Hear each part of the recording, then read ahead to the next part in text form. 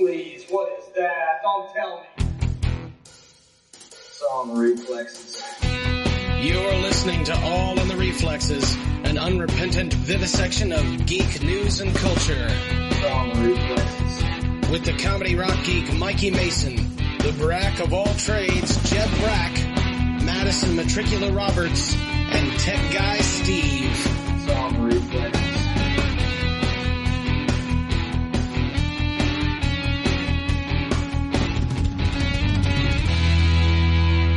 I know, there's a problem with your face. Hello and welcome to All in the Reflexes. I'm Jeb Brack. I'm Madison Metricula Roberts. And this is Tech Guy Steve. It's good to be back on the mics with you all. Before we dive into things, one quick announcement. I and Jason Brick finished the text of the Random Encounters Omnibus book today. We finished the last bit of writing. We've got a couple of little things to polish up, but then after this, it heads to the typesetter, who happens to be my daughter, and then to the printer, and we should have print copies ready for purchase at Fear the Con, coming up June 21st, 22nd, 23rd. So I feel extremely proud of that because we added a ton of stuff to the content that was already there. So if you enjoy role-playing materials and inspirational idea materials and stuff like that, or if you just want to be nice to me, I would appreciate your support and purchase of Random Encounters Season 1 Omnibus. So, that was good. Personally, though, this was my role-playing gamiest week ever. On Tuesday, I ran games for about 6 hours. Two different ones. I ran an Eclipse Phase game for school kids, 9th and 10th graders. And then the first session of my D&D art project was this past week. And so we made characters with a bunch of noobs and then did about an hour-long combat encounter so that they could see what it was like to play after having made their characters, so that if they wanted to make any changes, they could. But what a day. Oh, man, it was very energizing. I'm ready for Fear the Con now. Oh, that's awesome. Yeah, it's nice that you let them try it and then adjust. Yeah. That's Well, kind. I mean, what a douche move if you don't. You said, nope, you chose it. You have no idea how this works, but you chose it, and now you're stuck with it. How about you, Madison? What's up?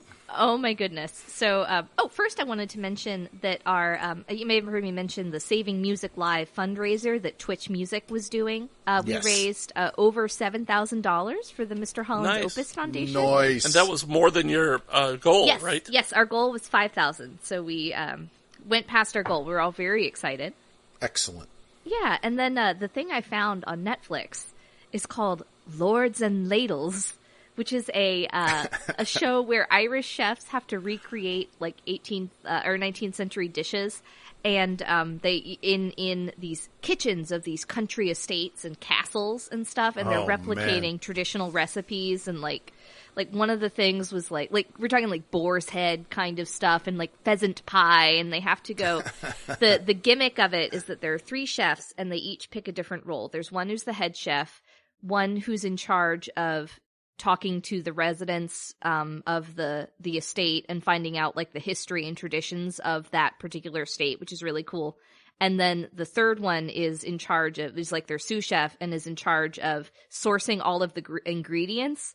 So they draw straws essentially to decide who has to do what on any given episode. And so they have to go fish or go with a sportsman to hunt venison and stuff. It's just, it's delightful. And you see them using this old equipment and stuff. And they're just it's a delight. Lords and Ladles. I will pass that along to my family, who are so sad good that they have watched all of the Great British Baking Show. Oh, so this is good. They'll like this, I think. Steve, what's going on, man? Like Madison, I found a little treasure on Netflix. I heard it recommended from someone, so I went and looked it up. It's called Cargo. Came out in 2017. It stars Martin Freeman, and it's a post-apocalyptic zombie movie. And when you think, this has been done to death, this one was really, really affecting. It was extremely well done, realistic. It had a hopeful ending, which is not really what you expect of the genre. It was just extremely well done. I don't want to spoil it, but it turned out that it was based on a 2013 short film that's won awards in Australia. And the short film was only like 7 minutes long. It's available on YouTube, and I'll have the link to it. And it's I watched the full movie first, then went back and watched the short to see what parts they borrowed back and forth and what parts they had to change to fill out the full runtime. But it's very, very good ideas and great acting and really... I'm not going to say it's a different take on zombies. I'm just going to say the story wasn't about the zombies. It was about this father trying to save his baby daughter in this landscape. What do you do to save your infant daughter? So, I don't know. That sounds like it might be tough to stomach. I'll have to see if I can handle it. Okay. Well, let us get on to the news. And now for some more bad news. Ready? Well, I don't know how many of y'all love Snoop Dogg, but he just Come on, everybody loves Snoop Dogg. Yeah. And if you don't love Faux Snoop Dogg, shizzle. you love the idea of Snoop Dogg and what Snoop Dogg represents in a broad sense. I think there's a sense Or I of, love the fact that he's best friends with Martha Stewart. I love that. Oh yeah, and it seems like really genuine. Like they're both so entrepreneurial too. I guess But it's anyway. So Snoop Dogg has broken a Guinness World Record for, guess what? It's the largest gin and juice. Of course it is. So the best thing is we'll have to post this so you can see this picture. But the glass is it's like a 5 feet tall, 3 feet wide. It could hold almost 145 gallons, and they filled it with Hendrick's gin. Shout out to the hashtag brand. And then a bunch of apricot brandy and a whole bunch of orange juice to make it. But the best part is they have giant garnishes. Like there's a giant paper umbrella. and the picture, it's like Snoop Dogg. He just looks so proud when they're putting the giant straw in it, and it just. I really thought you were going to say for smoking the world's biggest blunt. Yeah. Have you seen? I love. Snoop Dogg appears in an epic rap battle of history as joint smoking Moses. He's Moses. It's like Moses versus Santa Claus, I think. And I got to say, Moses won that one. So that's just some nice news this week for. Yeah. Well, something a little on the dark side. When I was younger, I worked in retail and dealt with customers who could be needy and annoying and entitled. And I worked in IT for, most of my career and deal with occasionally users who are the same way, that are annoying, nagging, entitled. But this gentleman in Queens is HVAC, what is that? High volume air conditioning, or I don't know, whatever HVAC stands for. And he had, how he described, a nagging customer. And so his alleged revenge was to lace the AC system with mercury to poison them. Oh, sweet Jesus. I've never heard of anything like this. That's bad. Yes, that is not great. I mean, that's how it spreads is air, right? Like it disperses into air. So that's like, yes, it can. Yeah, that's like some dark, long-term mafia style stuff. Yeah.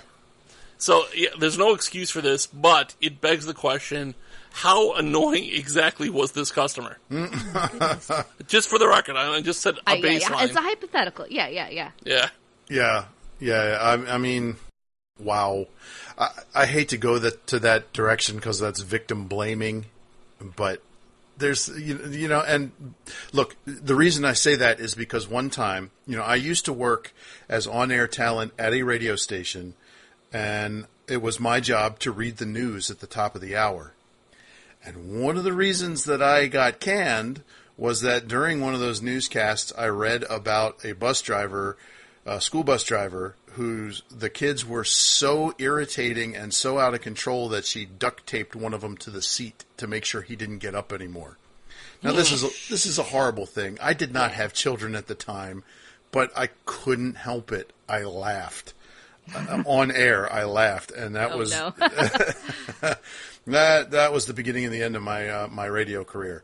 Wow. And well deserved. But so I have a sensitivity for this. But you're right, Steve. I mean, come on, the guy's not going around doing it, just to everybody. So. Oh my goodness. Yeah. Putting mercury in someone's AC unit. That's like a serious detective novel thing. Yeah, I know. Yeah, but it's not very clever because it's a matter of record who serviced it. So, yep. Yeah, it's like, who had access to this? I wonder. That's how you frame somebody. Yeah, that's right. Them. That's right. He was totally framed. So what would you do if for several weeks in a row you were hearing loud explosions in the middle of the night? That's probably have my head checked to make sure. Yeah. Yeah. Ask all your neighbors, no, I would post on Nextdoor furiously. That's right. That's right. Well, as it turns out, there in Pennsylvania there have been explosions going off since April. There have been at least 20 of them so far, and they're heard as for 2 counties. You can hear these booms for 2 counties apart. And authorities have discovered that, in fact, someone is setting off explosives in the middle of the night. They don't know who. They don't know why. They haven't caught anybody. But are they testing something? Is there some kind of weird science thing going on? Because that would be my thought. I think that's what some people suspected, but the photo shows that it's just up, down the tree across the road and through wood shrapnel, and that's what they want you to think. That's right. That's right. They're actually summoning the Demogorgon. Yeah. But there's one of the locals told the TV station that folks around there shoot guns and they set off fireworks in the area. But he described the noises he has heard as above and beyond. So yeah. So who knows who's doing it? In reality, is probably some drunk redneck with no care for his neighbors. Yeah. But I'd like to believe that it's actually Bill Murray's character trying to get that rascally groundhog. Yeah. or the gopher, or whatever it was. Yeah. Yeah, gopher. Yeah. Well, with luck, that's just some harmless news of the weird. But in other news, a game was recently pulled from Steam this week because of customer and user backlash and outrage. It's a game called Active Shooter, which was on the Steam, was going to launch this week, and it was on the Steam Marketplace as recently as Tuesday, where you could either be a SWAT team taking down an active shooter in a school or be an active shooter in a school with the intent to hunt and destroy. So I'm not a big censorship person, but that truly is in poor taste given the timing. 100%. And so other stuff aside, but the key thing is the guy who made this game has previously been banned from Steam for being from producing and putting games on Steam for being such a huge troll. So it's a Russian developer who makes these kinds of cash-in games. He capitalizes off of current events with a shock title. Yes, exactly that. So it's basically like game clickbait. And, but he manipulates reviews. They have this documented from his previous persona. So he was getting another game up and, people noticed it. And, it's one of those cases where Steam, of course, they pulled it. They were like, oh crap. But the question is how did this get through their filter system in the first place? So, they're kind of doing some PR damage control about, we're gonna revisit our guidelines, I understand some stuff just is gonna get through, but it's just, I'm glad that they're pulling it down, at this time. Yeah. So. Yeah. He's free to sell it, just not on their platform. Absolutely. Yeah. It's he could distribute, but it's. No, yeah. I think that's a good decision on Steam's part. Yeah. Just don't touch that. Just let. Yeah. Independent distribution. It'll be fine. Yeah, that's right. That's right. Yeah. So, in other news, you may know Vin Diesel from his long-running Fast and Furious movie franchise, amongst others, and the fact that he's one of the famous Hollywood D&D players that gets listed every once in a while. But he's now Dr. Vin Diesel. Or perhaps it's just Dr. Diesel. I don't know how that works. I am Dr. Groot. It's true. So he was awarded an honorary degree from Hunter College of the City University of New York. He actually is a past student there, but he dropped out nearly 30 years ago in order to pursue acting in Hollywood. So they invited him back to give a commencement speech and awarded him the honorary PhD just this past Wednesday. So I think that's kind of cool. He gave a speech in front of 2,000 grads, and that's the running joke that he's now Dr. Vin Diesel. Yeah, it's graduation season. I've been to the graduation of my youngest kid from high school and, of course, my oldest kid from college. And conferring the honorary degrees is a thing that I think goes on at every one of these. Yeah. The fellow at the Columbus College of Art and Design was awarded an honorary doctorate for his work in computer animation. You remember the Dancing Baby animation? Oh, yeah. Yes. His team was the ones that animated that. Oh, that's funny. He started back in the 60s working with computers to try and do animation. And so he was there at the inception of it. And so, yeah, he was very old. I will say that.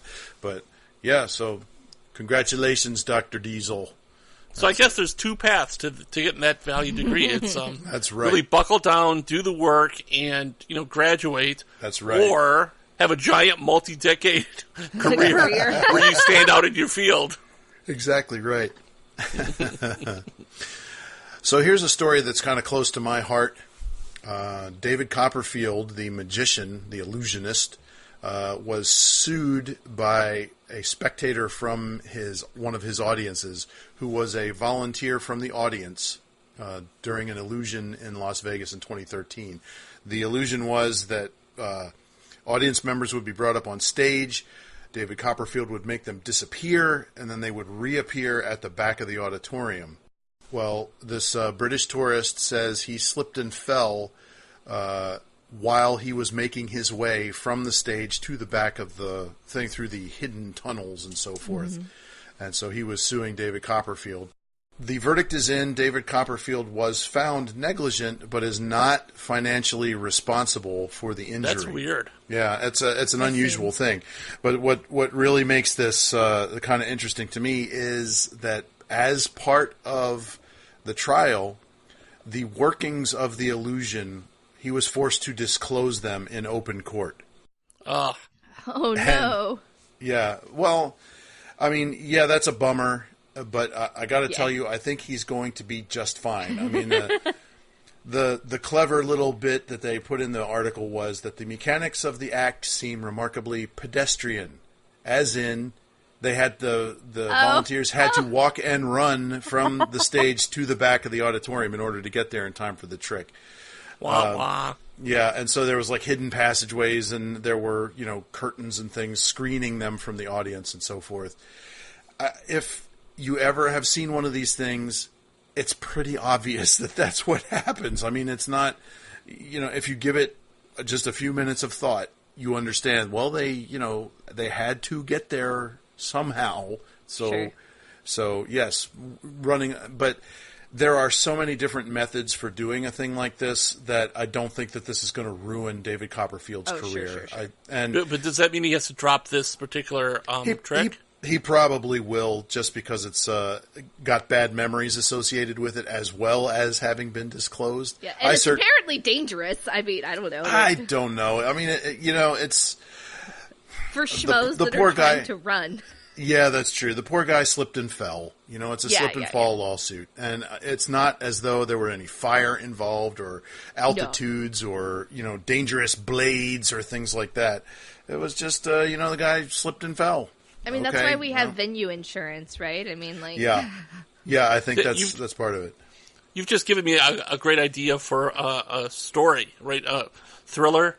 So say the protagonist wants to disappear, and they set up this trick behind the scenes with one of Copperfield's assistants. Uh-huh. And the whole we need a volunteer. I'm going to make them disappear. And then in the process of running from point A to point B, they slip out a back door, change their identity, flee the country. Well. But then everyone turns to the magician and says, okay, make him reappear. Yeah, and the magician is stuck. Yeah. Yes, because he has to admit, well, actually. Well, in that case, can I recommend to you the novel Carter the Great, in which Carter the Great causes the president to disappear, and it's a huge. It's based on historical events. Carter the Great was in fact a magician, and I think it was Taft who was the president who was involved. But it's a like bathtub Taft. Yep. That's the, or maybe, no, it's Harding. That's right. It's Harding, because Harding's kind Warren of a jerk. G. Yeah, Warren G. But anyway, it's a really engaging novel that starts in Carter's childhood and, goes up through this thing with the president. And there's a lot of politics involved and skullduggery and everything. And it's a lot like what you're talking about, Steve. Wow. So, okay. Awesome. Yep. So it's already been done. Don't write it. Also making a disappearance is going to be... That was a good segue. Look at you. Hey, man, I'm a pro. Andrew Lincoln is going to be disappearing from The Walking Dead in Season 9, is what we're hearing.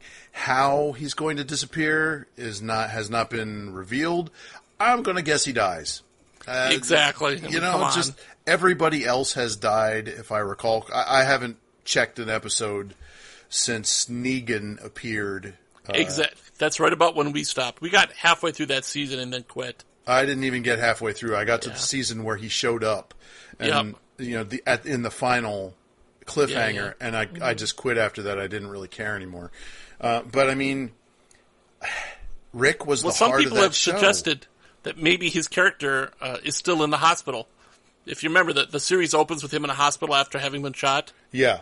Oh, is he the main character? Said, yeah. He is. So why doesn't he wake up in the hospital and everything's normal and his family's around him and this whole entire 9-season series was a coma dream? Oh man, make it into a Who Shot JR kind of a moment. Yes. Yeah, I think that Walking Dead fans would rise up and tear the building down. Yeah, tear the place down like so many zombie hordes.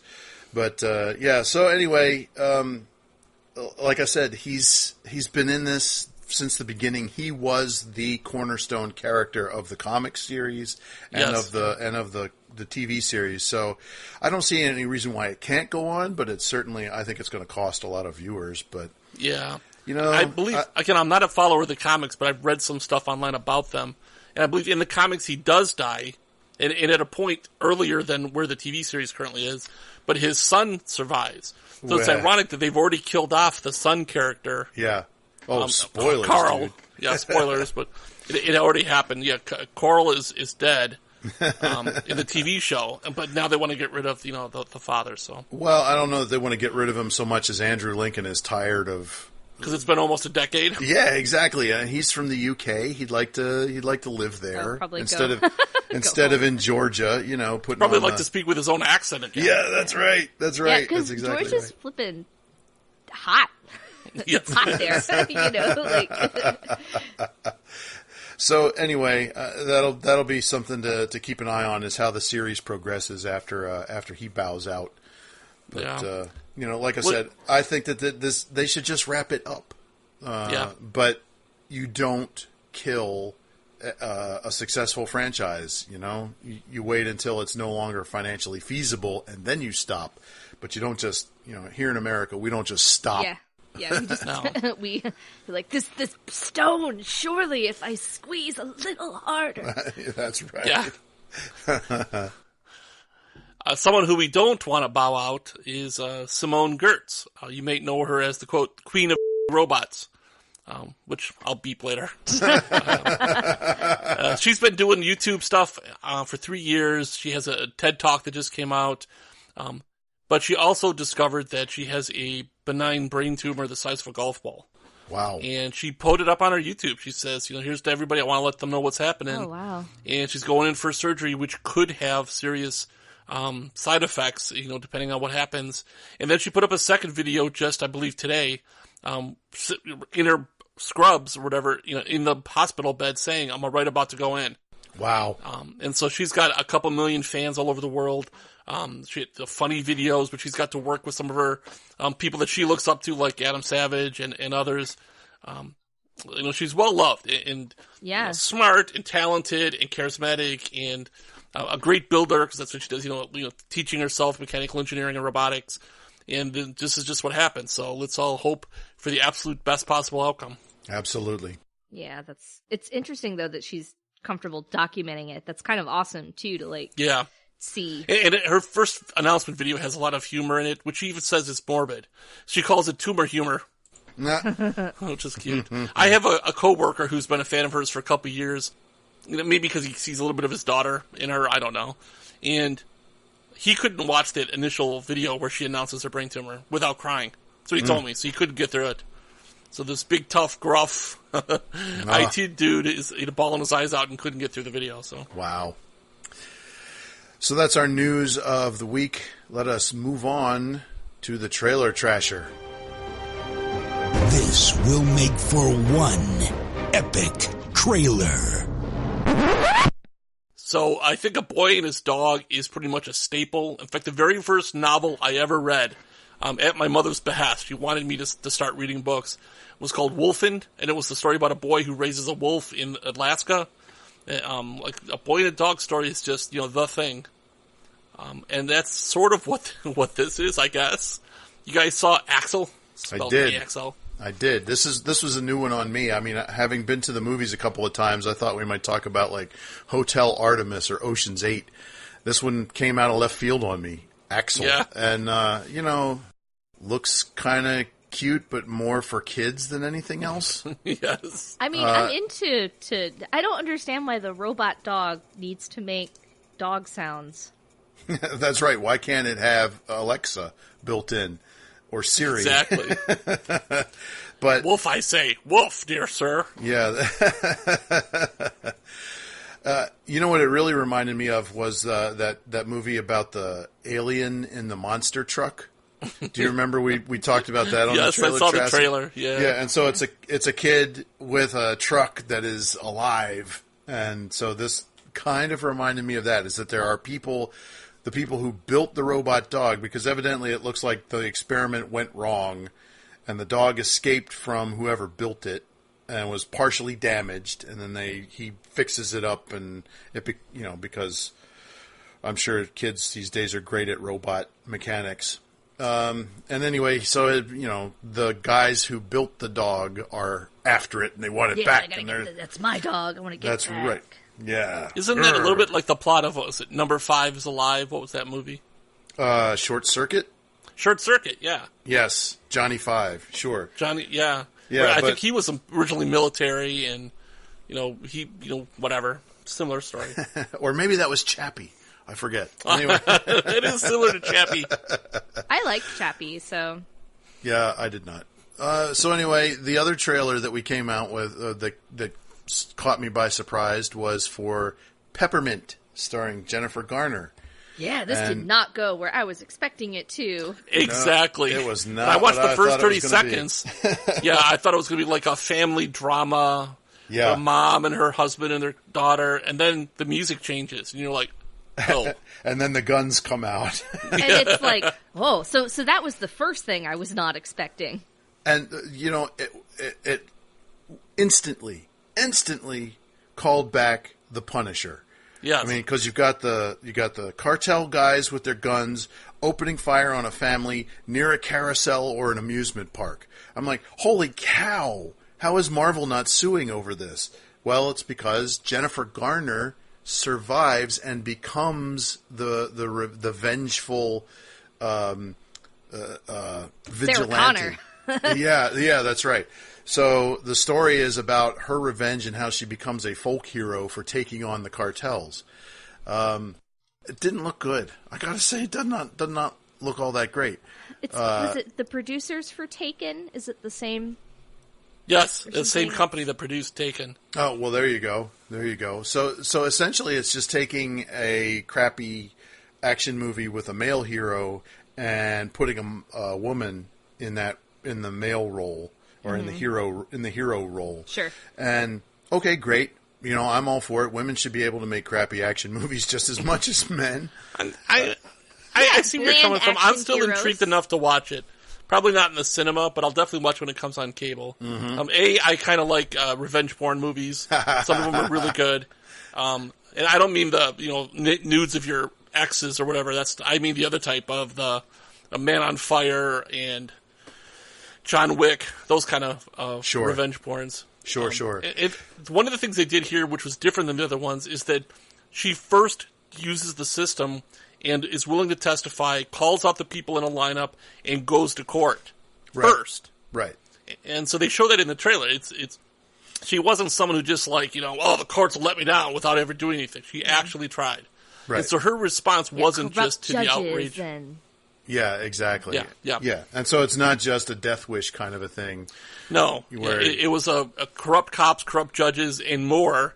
And there was no method within the system to get justice. So. Sure. What I'm kind of curious is if they'll put more women in action movie roles without having to be angry moms.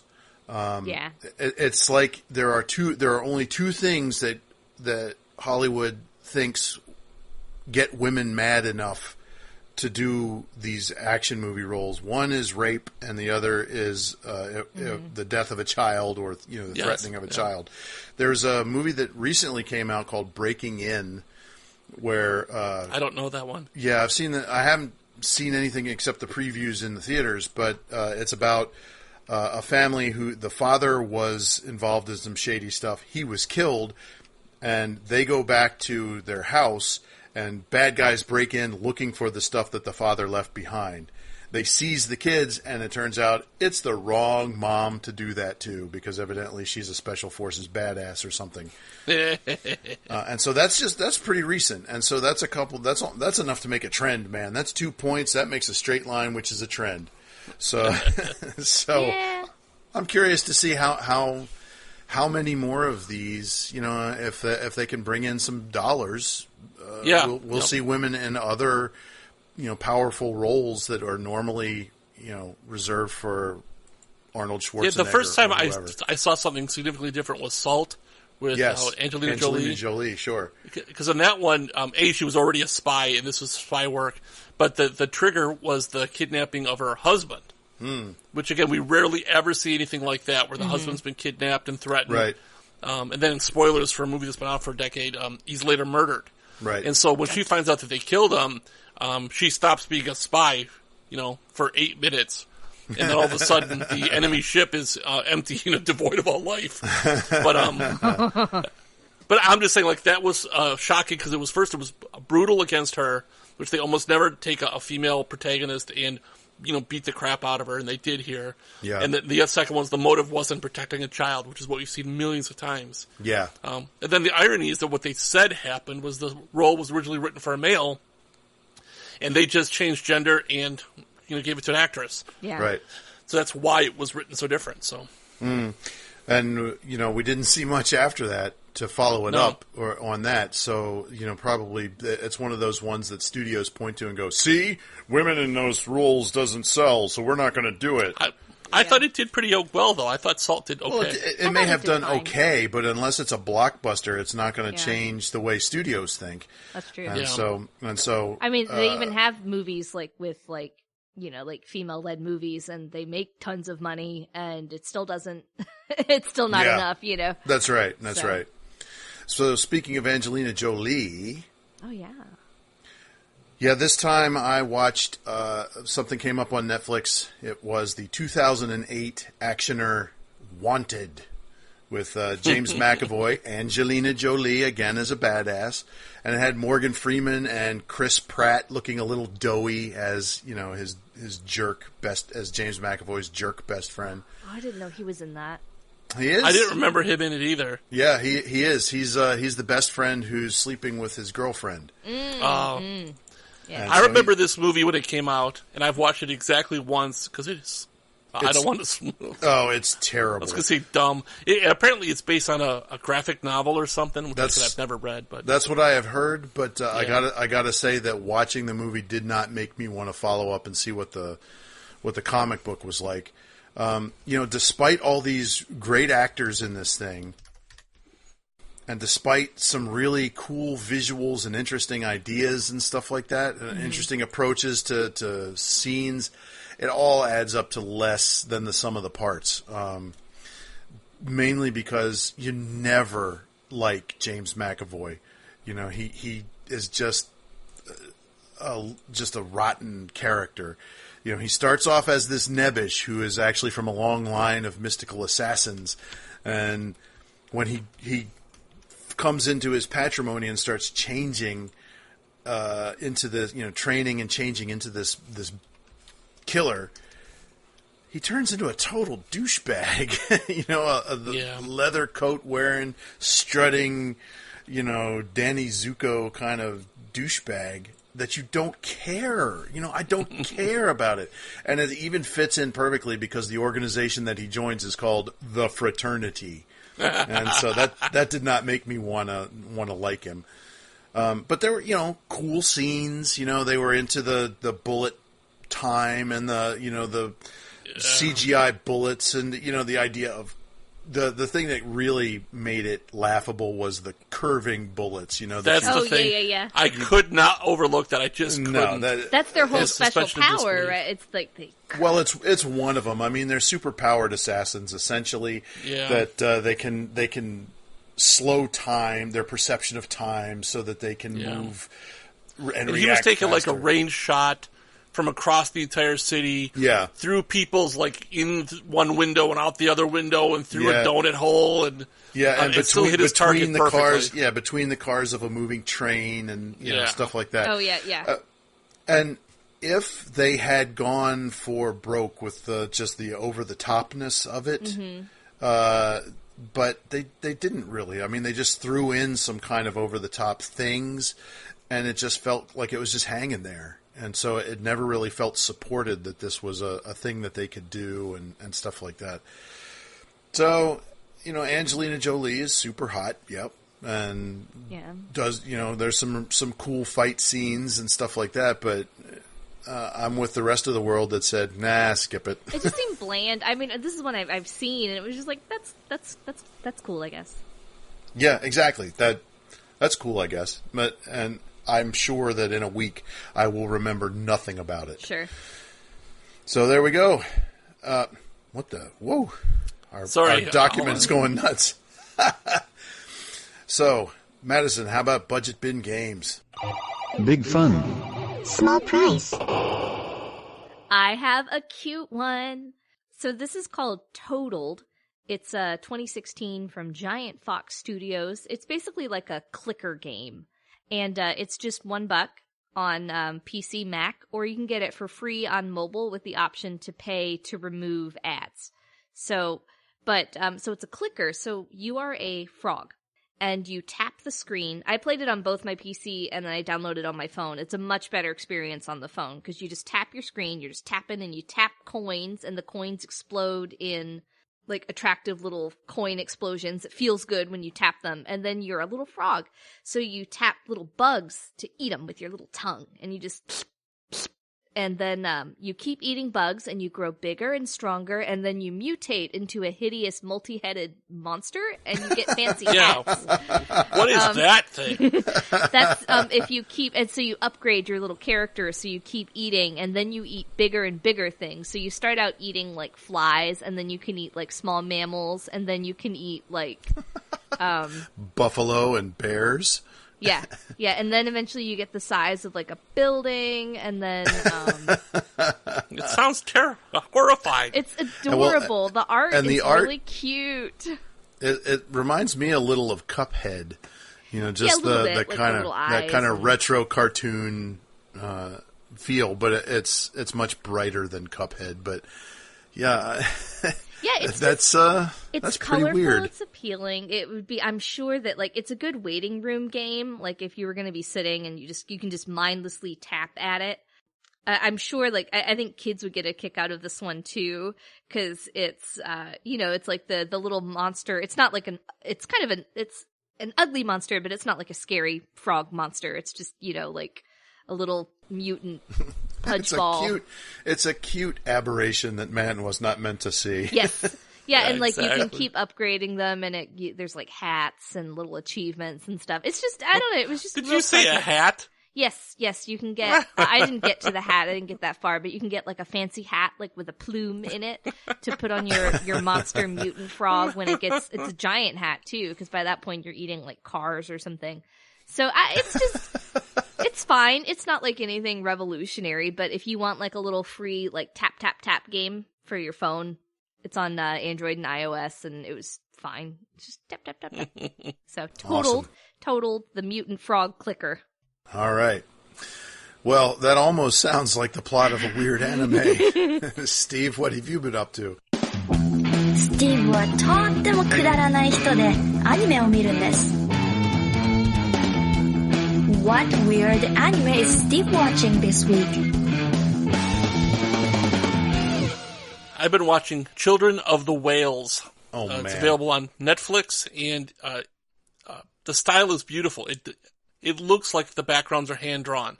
Oh, now, I don't know that they are. Maybe they're not, but there's a certain style in anime, especially anime backgrounds, where they either use like quick drawing techniques or they use computer-generated backgrounds. It's hard to explain. This one looks very naturalistic. It looks hand-drawn. It's very reminiscent of Miyazaki's work. Really pretty. It starts over this. It's a fantasy, and there's a lot of questions.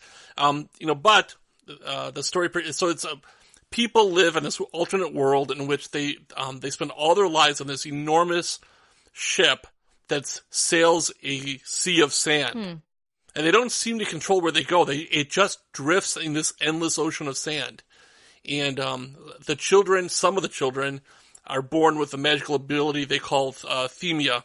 And if you have themia, you're called marked because you have tattoos on your body, and they die young. They tend to die before they're 30. The people who are unmarked don't have any magical powers, but they live to a normal age, which could be 80. So that's the kind of trade-off. And the place is actually very peaceful. Like the worst thing that happens is some trouble causers, juvenile delinquents who have to be locked up in cells until they learn their lesson and let out again. And then, of course, everything goes wrong. I absolutely love the series. It's super fascinating. I really, how do you put it? You really root for several of the characters, which then is heartbreaking when they get slaughtered. Oh, no. Yeah. So, it's not, I don't think it's that graphically violent, but it's sad because you really, really like these characters. A lot of them are just kids. And then this very, bad thing happens and many of them end up dying. And so. Oof. How many episodes are we talking about here? Is this an ongoing series? I think it's 12, series? And I'm on episode 9 of 12. All right. 12's a chunk. That's a good chunk to watch. Yeah, yep. And I definitely, they imply something about the world, and I'm hoping that by the time I get to the 12th episode, they'll explain, what exactly are these ships? Why is it a sea of sand? Or something. I'll explain some of the stuff that's going on. Here, yeah. Yeah. So, just based on the excellent characterization and the beautiful artwork, it's worth watching. But the story itself is actually interesting. So if you're interested, it's called Children of Whales on Netflix. It's very All pretty. right. Well, that brings us to the end of All in the Reflexes. But wait, there's more. We're headed over to There's a Problem with Your Face, our sister podcast. And you can join us over there for more content, maybe some movie spoilers, and maybe even some foul language that doesn't get bleeped out. Gasp. How can they find that, Steve? AITRpodcast.com. We have show notes for every episode. You can also listen to the episodes right there on the website. We have links to the media that we mentioned, including the games that Madison reviews. And, of course, links for our social media like Twitter, Facebook, and Patreon, where for as little as $1 a month, you get twice the content. And, again, thank you very much for our patrons for helping support our podcast. Excellent. Well, thanks very much for listening, and until next week, I'm Jeb Brack. I'm Madison Metricula Roberts. And this was Tech Guy Steve. And we'll see you soon.